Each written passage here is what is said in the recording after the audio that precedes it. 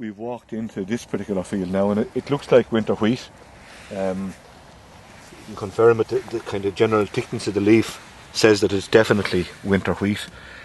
Just barely emerging, so probably sown very late October, early November possibly as well.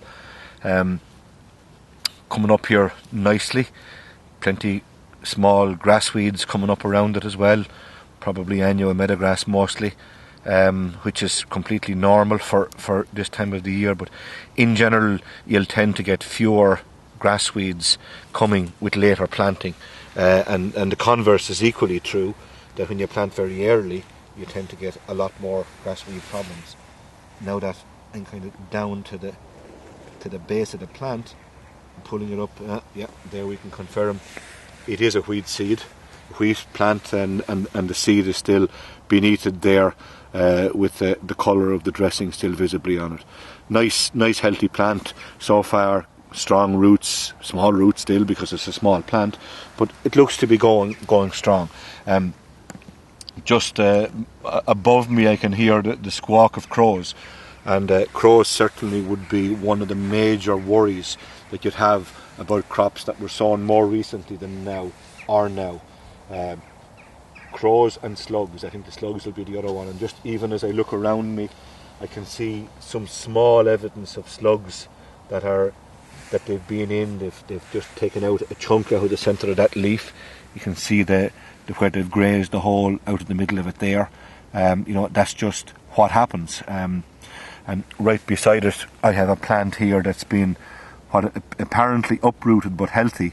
It probably was a seed that was on the top of the ground, germinated there, but those type of plants just won't make it because the growing point in here at the base of the plant has no protection from the frost, and if we start getting frost like we're having, or even harder ones, they don't really have a chance of making it. And there's a few more of them here as well. There could be a chance that if we had wet weather and then you had severe frost, that plants get lifted out of the ground, so they would have been in the ground down like the original ones we looked at, and the freezing ground literally expands, catches the plants and pulls them out of the ground in the process. Something that we associate much more with oats, but it can happen in wheat or barley as well.